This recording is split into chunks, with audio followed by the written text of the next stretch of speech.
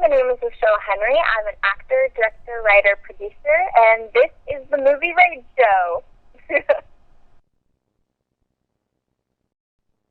It's time for the movie raid, and tonight's victim is actress Rachelle Henry, that has played in Losing It and My Somewhere as a goth. Hello. Hello, how are you doing? Oh, same old, same old. I'm trying to keep my body parts together from freezing off. It's okay.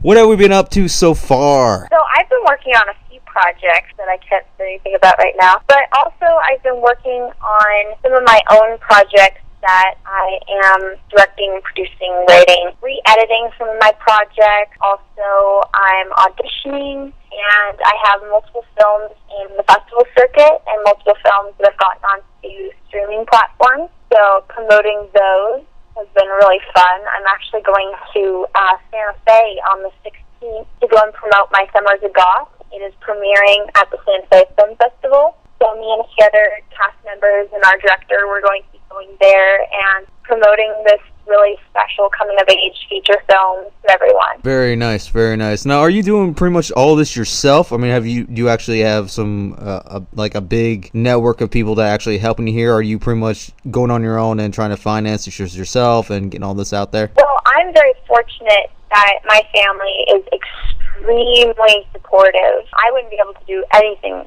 without them, and they've always been supporting me since day one. So we actually have a production company together, RPM Martin Productions. They're my co-producers on it. So we work together. We're an amazing team. We all have our jobs that we're really good at, and then we always collaborate and work together, and we always come up with amazing teams for our films that we produce. Very nice. Now, when it comes to with your acting, and of course acting can be very rough, as everybody knows, you know, the career of acting can be very slim at times, especially even at your age. Do you consider using as directing and producing as an alternative just in case acting is kind of a little bit slim or you're not getting as many jobs as, you know, throughout the year? A little bit. It's also because I've always had a fascination with all aspects of filmmaking. And growing up in Seattle, because it's a smaller indie market, you have more opportunity to learn about some of those different kinds of jobs in the film industry. When I first came into the Seattle film industry, it was,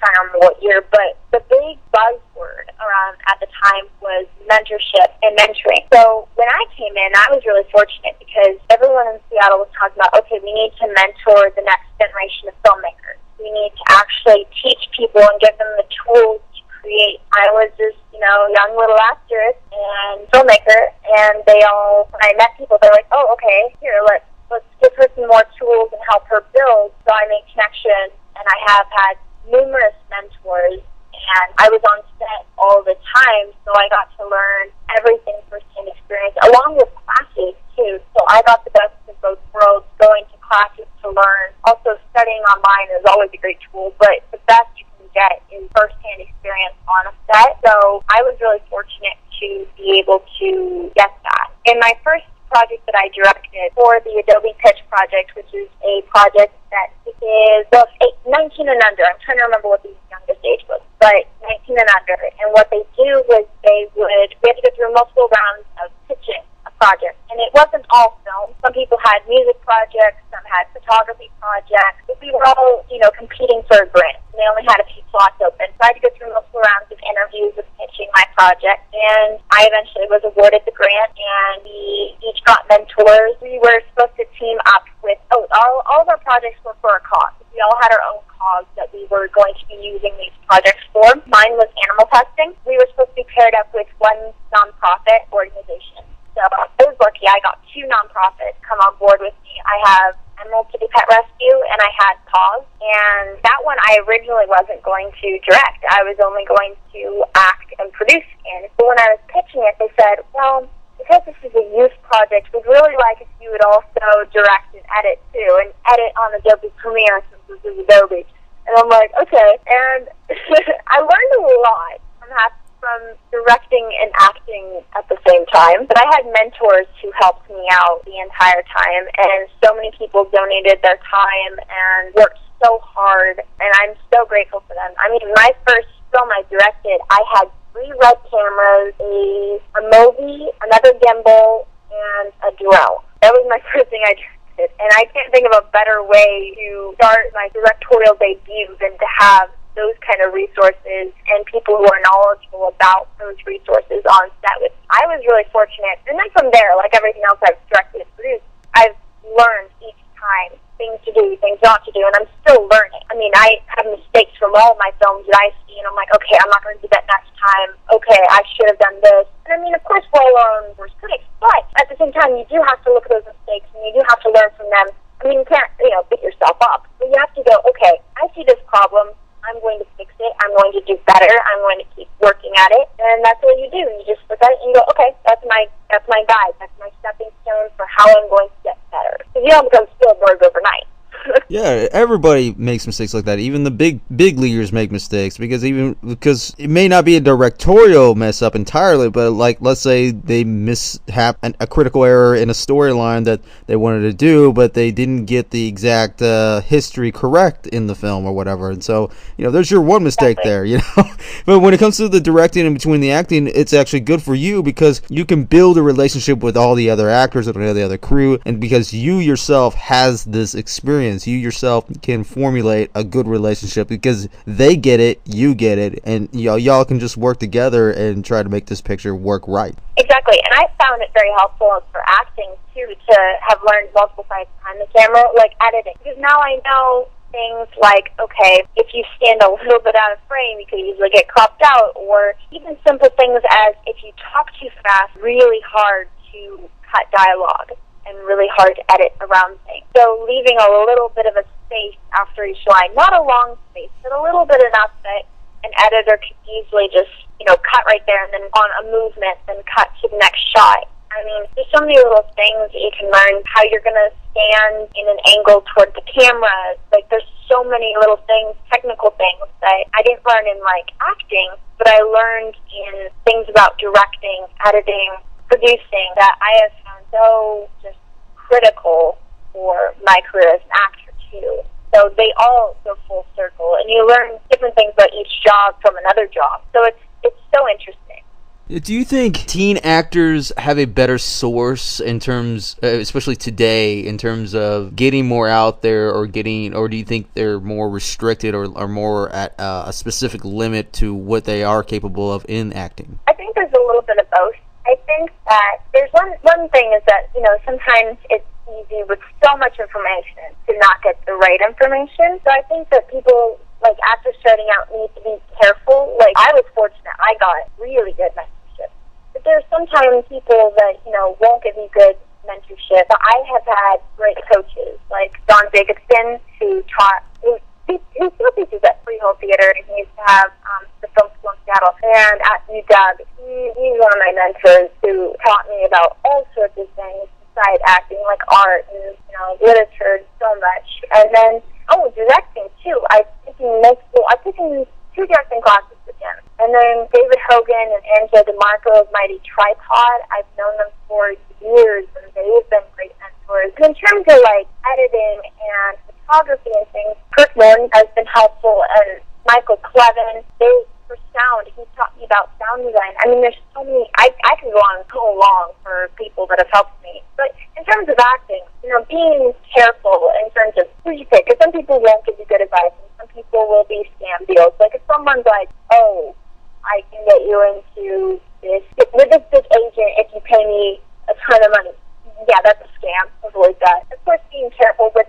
And the good thing is, there's so many resources for getting yourself out there. And casting databases, they're now open. Being able to get resources online to help you in terms of even learning how to film an audition tape. There's so much. So I think that there's a little bit of both. I think there's a little bit more challenge, and at the same time, there is some easier things about it nowadays. Well, not only that, but even parents are a little bit more out there.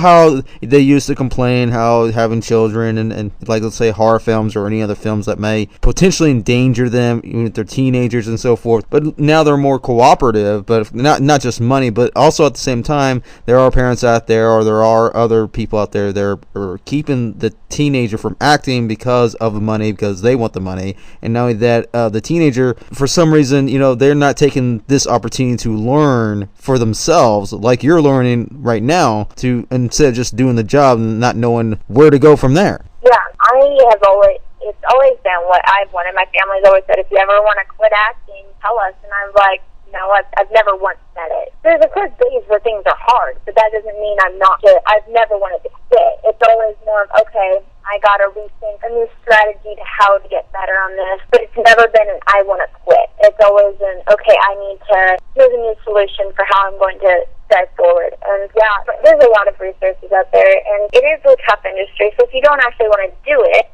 go do it. You do have to have some tough skin in it because there's a lot of rejection and there's a lot of challenges that come up your way. I just run toward it. It's like in Harry Potter. You run toward that wall in the train station and then you're going to get to Hogwarts eventually. You just have to keep running really hard. Such a passion for me. I get so excited talking about films and talking about acting and just talking with other filmmakers and telling people what my job is like. I mean, I get so excited about it. It's in me. It's a part of me. See, a lot of times with these actors too, I mean, they've been doing it for so long, like that feeling, like you're feeling right now, like you're excited, you love it, you love doing this. A lot of these guys, they don't love it anymore. They sure they act, they do this, they do all directing and all that stuff, but they're not having fun anymore. They're just doing the same thing over and over, even if they're doing project after project. And the problem is that feeling, I think they lost that feeling, or trying to get back to that feeling. They lost their way to get back to that point to where they could, not just being a better filmmaker, but making even better films than they did in the last one. And I find that really sad. For me, I always see that there's new opportunities and there's new things to learn, and there's always something on the horizon. So if you don't get one job you were really wanting to get, it's like one door closes, another one opens. And I've cried over things I didn't get. I've had a few really big opportunities, 2 or 3 really big opportunities that I was like on a veil for. Huge projects. I was in the top handful, and I was like, I was runner-up for one thing. And, you feel like, oh man, what did I do wrong? Why didn't I get it? I really, really wanted this. How come I didn't get it? But I can cry through tears over it. Eventually have to say, okay, that task is for them. That job was meant for them. That is who got it. That does not mean that was my job. I have a different job. You might meet someone really randomly, or you might get a job that's really random, and you might think, oh, this isn't going to go anywhere, it's just another job. But no, don't ever think that, because you never know who you're going to meet and what project is going to lead to what. All of it's important. So never think, oh, this thing's little, it doesn't matter. It all matters. It all teaches you something, and it's all stepping stones, and you never know who's going to see it or who's working on it that can help you, or what this project will do for you personally. You never know. You might meet someone now and not talk to them for a long time and then work on a project with them again, and it's a huge deal. You never know. It's happened before, and you learn a lot from them. The relationships you build in filmmaking are really important, and I have so many relationships and so many friends I've built. I mean, it means a lot to me. I mean, even family too. Like, there's some people that you grow really close to in this industry, and it becomes a family. There's always something around the corner, and there's always more to do. How does the media make you react when you find a new discovery in this medium, and how do you want people to identify you in the media? That's a really good question. Like social media? Social media, the press, everybody, television, anybody that is wanting to, so to speak, discover you. Yeah, I mean, it's kind of required. Like, even on casting databases, they'll say needs to have a social media following of like 5K or more people, and and there's been rules I couldn't get because I didn't have enough social media status, so I didn't have a check mark next to my name, or that I didn't have 100,000 followers. But, keeping up with it, I mean, it's like a time-consuming job, keeping up with it and working on it, responding to people's messages about those, posts that you make or the photos you post. And, of course, like with press, like, you want to work really hard, and being a nice person, of course. Like, if you do something mean and it gets in the press, oh no. Being a nice person is number one. Being a good person is the number one thing. Working really hard and continuing to work hard at your job and caring about people in your job and just caring about people in general. Doing things for others. I've gotten to build microhomes for homeless people. I don't do that for press attention or anything. I do that just because I really do care and because I want to help people. Of course, if it gets posted about it, then people are like, oh, well, is she actually doing it? Yeah, I actually do that. The other day I was looking at stuff online about how to work on Habitat for Humanity, and I went into one of they have a Habitat for Humanity restore down here, and I was looking around at it and seeing that there's volunteer positions.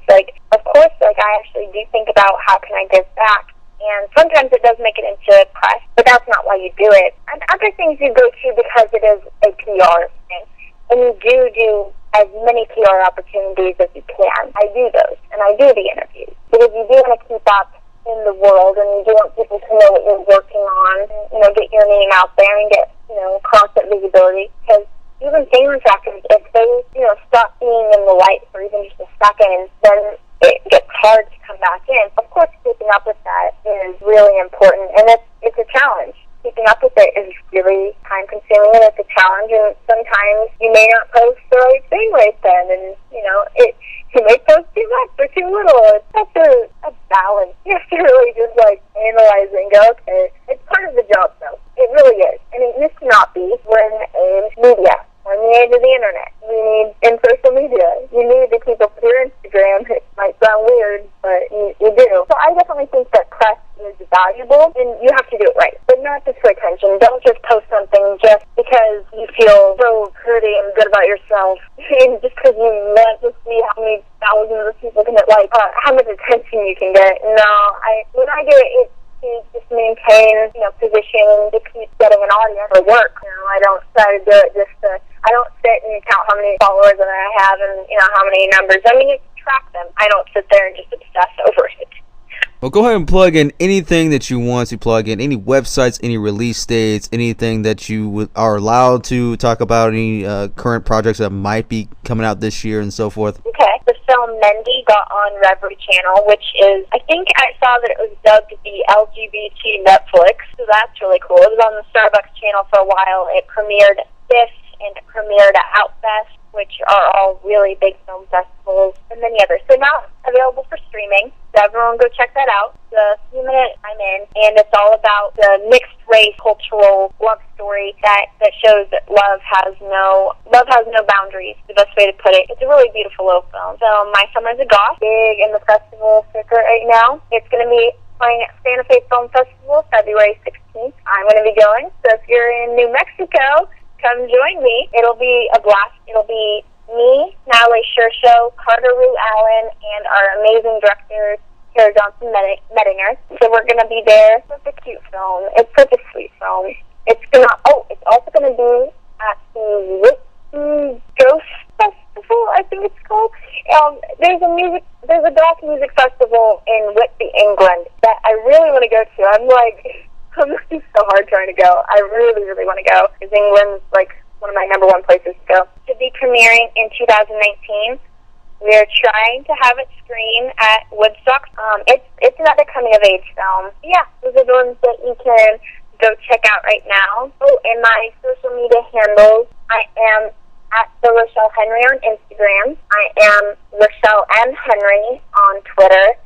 I am at Rachelle Henry Actress on my actor page. I have a personal one too, but that's my actor page. And my website is www.rachellehenry.com. Oh, I'm also on YouTube. Yeah, you can go and check those out too. And of course, IMDb. And there you have it, everybody. That is actress, director, producer Rachelle Henry. Thank you so much for having me. This is so much fun.